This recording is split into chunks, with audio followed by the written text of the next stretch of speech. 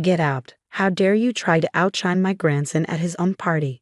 My mother-in-law's shrill voice cut through the cheerful chaos of children's laughter and party music. I stood frozen, holding my son Oliver's carefully wrapped present as confusion rippled through the crowd of guests. Nancy, this is Oliver's birthday party, I said carefully, trying to keep my voice steady. Marcus's party was last weekend. But Nancy was already in full meltdown mode, her face flushed with rage as she pointed an accusing finger at me. Don't play innocent with me, Emma. You deliberately planned this elaborate party to make Marcus's celebration look small. Those expensive decorations, that ridiculous cake, you're trying to show me up. I looked around at the modest decorations we put up in our backyard, simple blue balloons, a homemade, happy 5th birthday Oliver banner, and a cake I baked myself. Meanwhile, just last weekend, Nancy had thrown an extravagant circus-themed party for Marcus, complete with professional entertainers and a 3-tier cake from the city's most expensive bakery.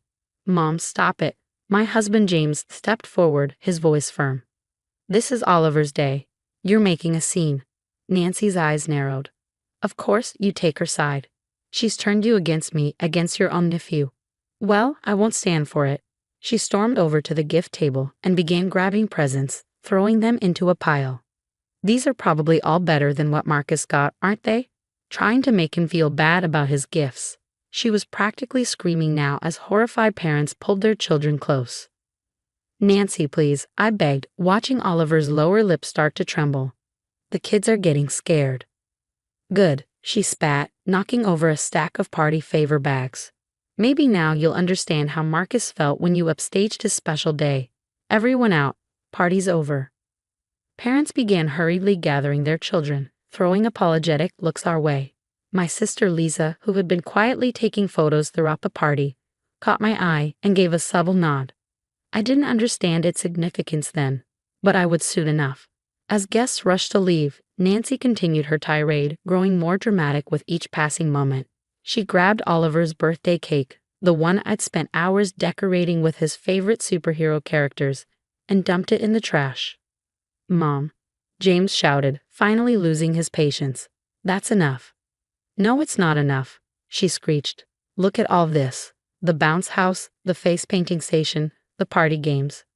Last weekend, Marcus only had professional acrobats, a magician, and a petting zoo. You're clearly trying to outdo me. I couldn't help but laugh at the absurdity of her statement, which only enraged her further. She turned to the remaining guests, mostly family members who hadn't fled yet, and began spinning a tale about how I'd always been jealous of Marcus, how I constantly tried to compete with her parenting, how I was trying to drive a wedge between her and James. Through it all, Oliver clung to my leg, silent tears rolling down his cheeks. His special day was being destroyed right before his eyes, and there was nothing I could do to stop it. I want all evidence of this disaster deleted, Nancy demanded, pointing at various phones and cameras. No one posts any photos of this pathetic attempt to overshadow my grandson's perfect party. That's when Lisa stepped forward, her phone in hand. Actually, Nancy, I think you might want to see these photos first. There was something in her voice, a quiet confidence that made Nancy pause. What photos? Nancy snapped, but I noticed a flicker of uncertainty cross her face. The ones I've been taking all afternoon, Lisa replied calmly, including some very interesting shots from before the party started. Would you like to see them now, or should we wait for everyone else to gather round? Nancy's face went pale, then red, then pale again. You're bluffing, she said, but her voice had lost its edge. Lisa smiled, a smile that somehow managed to be both sweet and dangerous. Am I? Shall we find out? The tension in the air was thick enough to cut with a knife. What had Lisa captured with her camera? What had Nancy done that she didn't want anyone to see? As I held my crying son close, I realized this birthday party disaster was about to take an unexpected turn. We're leaving, Nancy announced abruptly, grabbing her purse. Marcus, honey, come along. We don't need to stay where we're not appreciated. She practically dragged her confused grandson toward the gate, pausing only to shoot one last venomous look over her shoulder. This isn't over, Emma. Not by a long shot. But as Lisa caught my eye again, still wearing that knowing smile, I had a feeling she was wrong. This wasn't over, but it wasn't going to end the way Nancy expected it to. Once everyone had left and Oliver was finally asleep, exhausted from crying, I sat with Lisa and James at our kitchen table. The remnants of the ruined party were still scattered across our backyard, deflated balloons, scattered presents, and the birthday cake sitting sadly in the trash. "Show us," James said quietly, his face tight with anger. "What did you catch on camera?" Lisa pulled out her phone and started scrolling through photos. "I noticed something odd when I arrived early to help set up," she explained. Nancy was already here, which seemed strange since she'd made such a big deal about being too busy to help. The first photo showed Nancy near the gift table, carefully opening presents and examining them. In the next shot, she was removing price tags from more expensive gifts and switching them with cheaper ones. She was tampering with the gifts. I gasped, feeling sick to my stomach. "That's not all," Lisa continued, swiping to the next series of photos. There was Nancy, methodically going through the party favor bags, removing items and replacing them with lesser alternatives. Another shot showed her deliberately damaging the bounce house's power cord. "I watched her sabotage nearly every aspect of the party," Lisa said grimly. "She even poked holes in most of the balloons so they gradually deflate during the party." James put his head in his hands. "I can't believe this, my own mother." But the most damning photos were yet to come. Lisa had captured Nancy pulling Marcus aside before the party, whispering in his ear. The series of photos showed her clearly instructing him to refuse to play with Oliver, to complain about the games, to make a fuss about the cake not being as good as his. She was setting this up from the start, I whispered, feeling a mixture of horror and vindication. She wanted Oliver's party to fail. "There's more," Lisa said, her voice hard. "Look at the timestamps on these photos compared to her social media posts from Marcus's party last week." She pulled up Nancy's Facebook page, showing us the elaborate circus-themed party she'd thrown for Marcus. But when we looked closely at the details, something didn't add up. The entertainment company she tagged, Lisa pointed out, it went out of business 2 months ago. The famous bakery she claimed made the cake, they've never heard of her order. Most of these photos are staged or edited. She lied about Marcus's party to make Oliver's look worse by comparison. I realized the pieces falling into place. She probably spent a fraction of what she claimed but made it look extravagant on social media. James stood up suddenly, pacing the kitchen. All these years I thought I was being paranoid. The way she always seemed to pit the boys against each other. How Oliver's achievements were always somehow less impressive than Marcus's.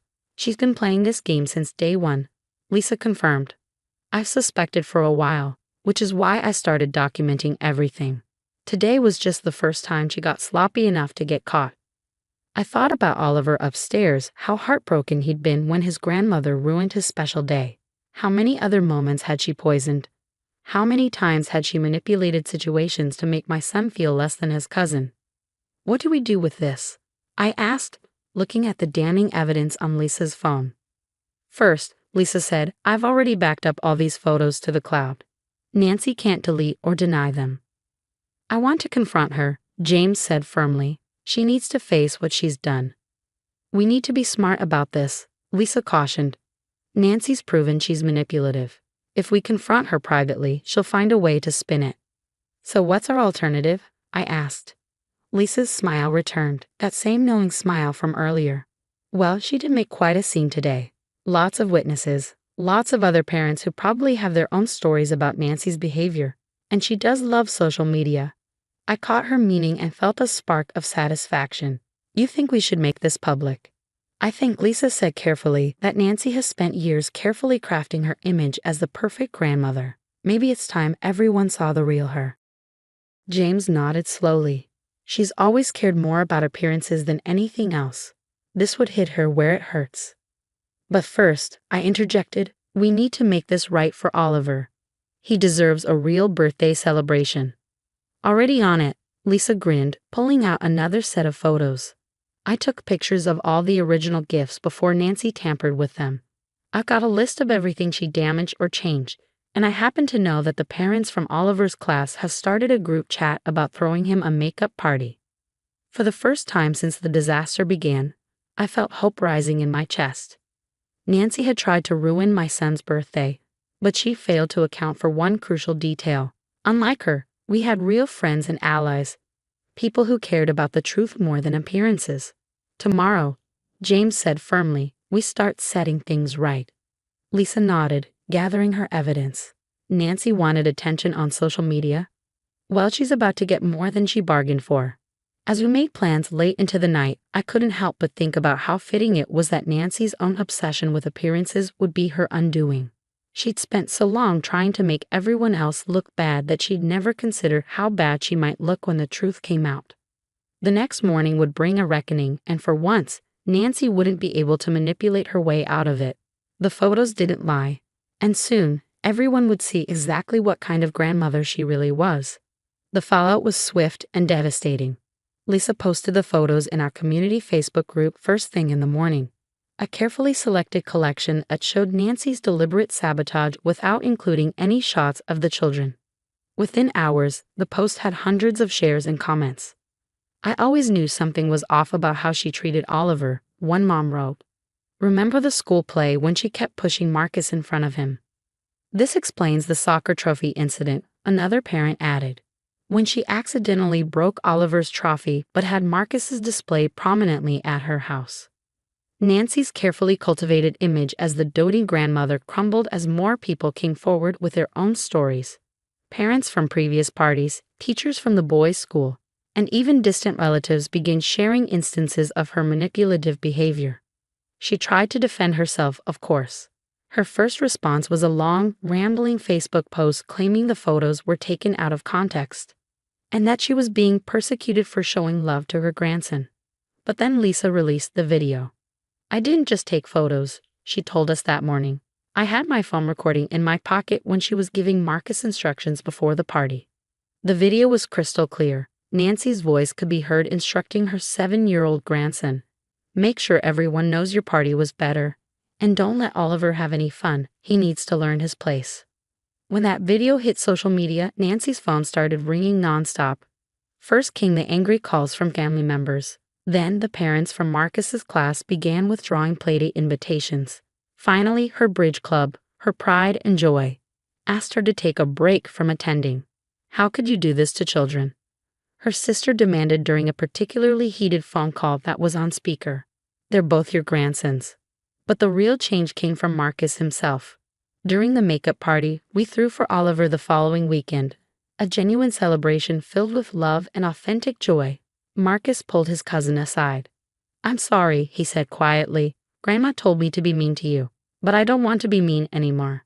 The boys hugged, and just like that, years of manufactured rivalry began to melt away. They were just kids, after all. The competition had always been Nancy's creation, not theirs. James finally confronted his mother directly, armed with the evidence of her years of manipulation. She tried her usual tactics: tears, guilt, accusations. But they didn't work anymore. Until you can acknowledge what you've done and get help, he told her firmly, you won't be seeing either of your grandsons. Nancy's response was predictable. She played the victim, claimed we were all conspiring against her, and threatened to tell everyone the real truth.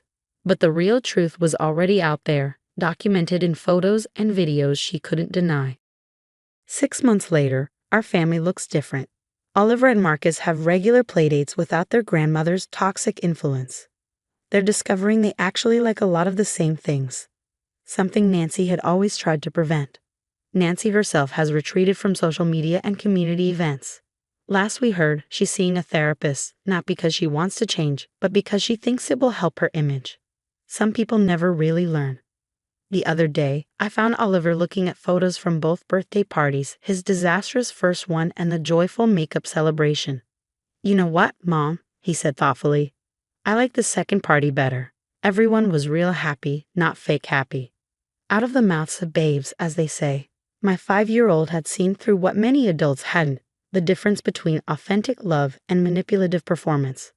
Lisa keeps the original photos and videos safely stored away, just in case Nancy ever tries to rewrite history. But honestly, I don't think she'll need them. The truth has a way of coming out, and once it does, no amount of manipulation can put that genie back in the bottle. Sometimes I think about how differently things might have turned out if Nancy had just been able to love both her grandsons equally, without the need for competition or drama. But then I remember that this experience taught Oliver an important lesson early in life. that real love doesn't need to tear others down to build itself up. As for me, I learned that sometimes the best revenge isn't revenge at all. It's simply letting the truth speak for itself. Nancy's own actions did more damage to her reputation than anything we could have done. And that birthday cake she threw in the trash. Well, the new one at Oliver's makeup party was even better, because it was surrounded by people who genuinely wanted to celebrate him, not use him as a pawn in their games. Sometimes the best gifts come wrapped in unexpected packages. In our case, it came in the form of exposed lies and a chance to build something more authentic from the ashes of manufactured perfection.